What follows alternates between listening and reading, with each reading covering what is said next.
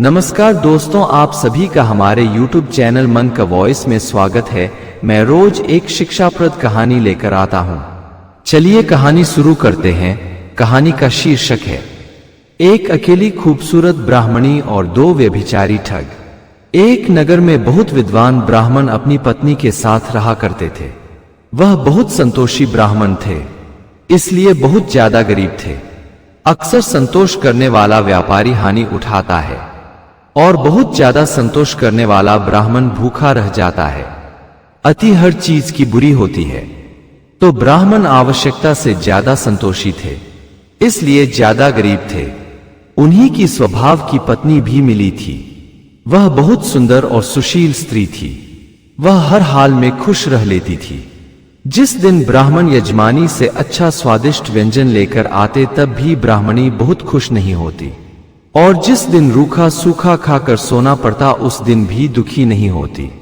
साधारण कपड़ा पहनती, ना सजने संवरने का शौक, ना गहने पहनने का शौक, क्योंकि जानती थी कि वे सब चीजें ज्यादातर स्त्रियां दूसरी स्त्रियों को जलाने के लिए पहनती हैं या फिर पति को रिझाने के लिए पहनती है। वहीं दुष्चरित्र स्त्रियां बहुत ज्यादा संवरती सजती है, क्योंकि उन्हें अपने नहीं दूसरे के पति को रिझाना होता है। ब्राह्मणी पतिव्रता स्त्री थी। वह हर हाल में खुश रह लेती थी। ब्राह्मण ऐसी पत्नी पाकर बहुत खुश रहते थे। उनका मानना था कि ऐसी स्त्री बहुत सौभाग्य से मिलती है, वरना स्त्री तो ऐसी भी मिल जाती है जो जीना हराम कर देती है। अब पड़ोसियों को देख लो, जब तक पति पत्नी सुबह शाम 1 घंटा लड़ नहीं लेते, उन्हें शांति नहीं मिलती। जैसे घर ना हुआ, पहलवानों का अखाड़ा हो गया। मगर मेरी पत्नी साक्षात लक्ष्मी है। एक दिन ब्राह्मण देवता किसी बड़े सेठ के घर कथा सुनाने गए थे। कथा सुनने के बाद सेठानी ने ब्राह्मण को बहुत सारा स्वादिष्ट भोजन, दान दक्षिणा में रुपए पैसे, स्त्री पुरुष के लिए अच्छा वस्त्र तथा सोने के 2 कंगन खुशी खुशी दे दिए।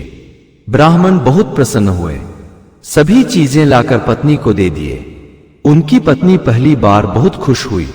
उसने बहुत दिनों से मायके जाने को मन कर रहा था, परंतु अच्छे वस्त्र न होने के कारण नहीं जा पाती थी।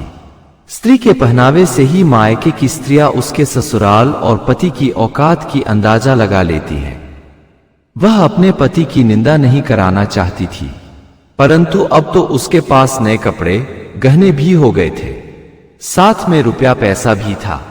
वह ब्राह्मण से बोली, अजी ऐसा करिए कि मेरे साथ मेरे मायका घूम आइए। मुझे आए हुए कई वर्ष बीत गए। एक बार माता पिता से मिलने की इच्छा हो रही है। मेरा मायका हो जाएगा और आप अपनी ससुराल घूम आइएगा। ब्राह्मण बोला, चाहता तो मैं भी था, परंतु इस वक्त 1 माह तक लगातार किसी न किसी यजमान के घर रोज कथा सुनानी है। अब ब्राह्मण के लिए यजमानी ही व्यापार कह लो या खेती, सब वही है। उन्हीं के सहारे हम जीवन यापन करते हैं। फिलहाल इस बार तुम अकेली मायके चली जाओ, अगली बार हम साथ में अवश्य चलेंगे। ब्राह्मणी बोली, जैसी आपकी इच्छा, कहते हैं तो अकेली ही चली जाऊंगी। ब्राह्मणी दूसरे दिन नए वस्त्र पहन, हाथ में कंगन पहन अपना झोला उठाई और मायके के लिए चल दी। मायका 5 कोस दूर था। उस समय कोई सवारी नहीं हुआ करती थी। स्त्री पुरुष पगडंडी पकड़ आया जाया करते थे। रास्ता लगातार चलता रहता था, यानी उस पर स्त्री पुरुष हमेशा इधर से उधर और उधर से इधर आते जाते रहते थे। किसी बात का कोई डर नहीं था। ब्राह्मणी चली जा रही थी। संयोग बस 2 ठग उधर से इधर आ रहे थे। दोनों ठगों ने एक खूबसूरत नौजवान स्त्री को खूब सज धज कर हाथ में सोने का हीरा जड़ित कंगन पहने देखा तो सोचे, आज अच्छा शिकार मिल गया। यह अकेली है, नौजवान और खूबसूरत भी है, ऊपर से हीरा जड़ित कंगन भी पहन रखा है। पहला ठग दूसरे से बोला, भाई अगर इसे किसी तरह फुसला कर जंगल में लिए चलते हैं, अगर हाथ लग गई तो आज की रात जंगल में इसके साथ रात भर मंगल मनाएंगे। सुबह इसका कंगन लेकर इसे छोड़ देंगे। दूसरे ने भी पहले के बात में हामी भरी। दोनों लौटकर स्त्री के पीछे पीछे चलने लगे। ब्राह्मणी बहुत सजग होकर जा रही थी। उसने देखा कि 2 आदमी जा तो विपरीत दिशा में रहे थे, परंतु अब मेरे पास आ रहे हैं। इनकी नीयत कुछ अच्छी नहीं लग रही। ये बदमाश और चोर लग रहे हैं। तो वह और भी सजग हो गई। दोनों ठग स्त्री के करीब आ गए और उससे बोले, बहन अकेले अकेले जा रही हो? लगता है पति से झगड़ा करके जा रही हो। ब्राह्मणी बोली, हाँ भैया, तुम लोगों ने ठीक अंदाजा लगाया है। तब एक ठग बोला, बहन अकेले मार्ग में चलने से मार्ग लंबा हो जाता है, जबकि 2-4 लोग साथ हों और बातें करते जा रहे हों तो रास्ता आसानी से कट जाता है। हम भी आपके साथ साथ बातें करते चलते हैं। वैसे जंगल वाला रास्ता अगले नगर तक बहुत जल्दी पहुंचा देता है। अगर तुम हमारे साथ चलो तो जल्दी नगर में पहुंच जाएंगे। ब्राह्मणी बोली, मैं पहली बार इस रास्ते नहीं जा रही बल्कि कई बार आई गई हूं। और रही बात जंगल वाले रास्ते की, तो आप लोग शौक से जाओ, जल्दी नगर पहुंच जाओगे। हमें जल्दी नगर पहुंचने की कोई जल्दबाजी नहीं है। वैसे मैं जानती हूं कि जंगल से होकर कोई भी रास्ता नगर को नहीं जाता। ठग समझ गए स्त्री रास्ते की जानकारी रखती है। अब इसके साथ कौन सा उपाय किया जाए कि कम से कम कंगन तो हाथ लग जाए। दूसरा ठग बोला, बहन एक कहानी सुनाता हूं, अगर तुम उसे झूठा साबित कर दोगी तो तुम्हें अपने हाथ का कंगन हारना पड़ेगा। स्त्री बोली, तुम्हारी कहानी सुनने को तैयार हूं, परंतु तुम दोनों को भी मेरी कहानी सुननी पड़ेगी। अगर झूठा साबित कर दिए तो तुम क्या हारोगे? तुम्हारे पास तो कुछ है ही नहीं। तब दोनों बोले, भले ही हमारे पास पैसे नहीं हैं, परंतु हमने कपड़े पहन रखे हैं। ऊपर के कपड़े जैसे अपना कुर्ता हार जाएंगे। ब्राह्मणी ने कहा, तुम लोग अपनी कहानी सुनाओ। तब एक ठग ने कहा कि मेरे पास एक भैंस थी, बहुत दूध देती थी, मगर उसमें एक खास खूबी थी कि हमें अपने पीठ पर बैठा रोज आसमान की सैर कराती थी। एक दिन एक मक्खी मेरी भैंस को लेकर उड़ गई और आज तक फिर वापस नहीं आई। ठगों को अनुमान था कि स्त्री कहेगी कि कहानी झूठी है। मक्खी भला इतनी बड़ी भैंस को लेकर कैसे उड़ पाएगी? परंतु स्त्री ने जवाब दिया कि तुम दोनों के साथ बहुत बुरा किया उस मक्खी ने। क्या आराम से आसमान की सैर करते थे, अब पैदल चल रहे हो। बहुत बुरा हुआ तुम लोगों के साथ। चूंकि स्त्री ने कहानी को झूठी साबित नहीं की तो उसे कंगन नहीं देने पड़े। अब स्त्री को कहानी सुनाने की बारी थी।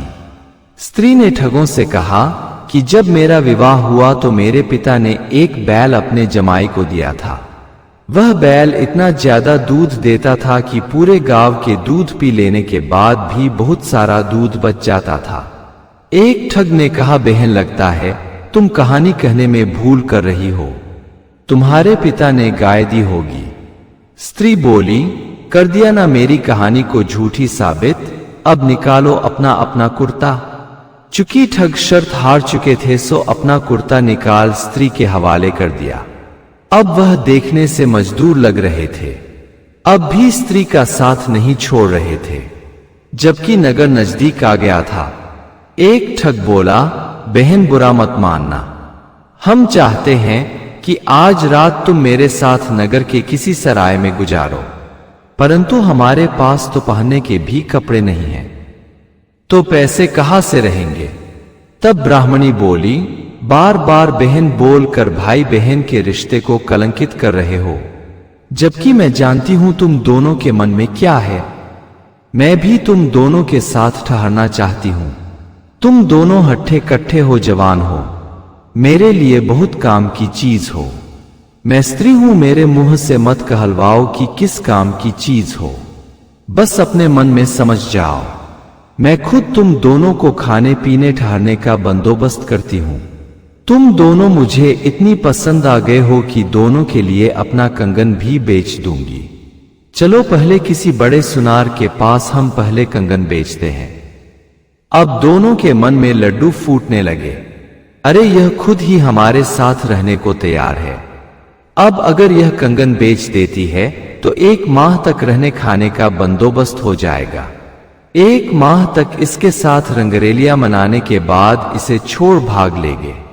कौन सी अपनी स्त्री है जो इसके साथ जिंदगी भर रहना है? ब्राह्मणी एक बहुत बड़े सेठ के दुकान पर पहुंची। दोनों ठगों को बोली कि तुम बाहर ही बैठो, मेरे साथ सेठ के पास गए तो तुम्हें चोर उच्च का समझ लेगा। शक्ल से दोनों लगते भी वैसे हो। दोनों बाहर ही बैठ गए। ब्राह्मणी ने सेठ से कहा कि हमारे पास 2 गुलाम हैं, उन्हें बेचना चाहती हूं। मैं पहले से ही जानती हूं कि आप गुलामों को अच्छी कीमत में खरीद लेते हो। सेठ बोला, एक को बेचना है कि दोनों को? ब्राह्मणी बोली, मैं आपके सामने ही उनसे पूछ लेती हूं कि दोनों बिकेंगे कि एक बिकेगा। वह बाहर दरवाजे पर आकर चिल्लाई, भैया एक को बेच दूं कि दोनों को? ठग समझे कंगन बेचने की बात कर रही है। बोले, बहना दोनों को बेच दो, अब जल्दी करो। सेठ ने दोनों की कीमत जिंदगी भर गुलामी के लिए 1000 स्वर्ण मुद्रा ब्राह्मणी को दे दी। वह मुद्रा अपने झोले में रख ब्राह्मणी बाहर आई और दोनों से बोली, भैया अभी 5 मिनट यहीं बैठो, अभी भोजन का प्रबंध करके आती हूं। 2 मिनट बाद ही सेठ अपने 4 पहलवानों को लेकर आया और दोनों ठगों को पकड़ अपने गोदाम में लेकर चला गया। दोनों ने कारण पूछा कि उन्हें क्यों जबरन गोदाम में लाया गया है। तब सेठ ने बताया कि इतनी जल्दी भूल गए। अरे अभी स्त्री से कह रहे थे कि दोनों को बेच दो, और जब दोनों को बेच दी तो अब ये भूल गए कि बिक गए हो। सालों अब जिंदगी भर कोल्हू चलाओ। हमने तुम दोनों को खरीदने के लिए पूरे 1000 स्वर्ण मुद्रा तुम्हारी मालकिन स्त्री को दिया है। अब दोनों ठग बहुत पछता रहे थे कि हमने बहुत बड़ी गलती कर दी। उस स्त्री ने तो बातों में उलझा कर हमें बेच ही दिया, मगर अब क्या हो सकता था पछताने के सिवा। सच है, अक्लमंद इंसान बड़ी से बड़ी मुसीबत से लड़कर तो पार पा नहीं सकता, परंतु अक्ल से बड़े समस्या से निपटा जा सकता है। अगर आपको हमारी कहानी अच्छी लगी हो तो हमारे चैनल को सब्सक्राइब करें, लाइक करें और कमेंट बॉक्स में राधे राधे जरूर लिखें। आपसे पुनः मिलते हैं एक नई वीडियो के साथ। तब तक के लिए आपको और आपके पूरे परिवार को राधे राधे।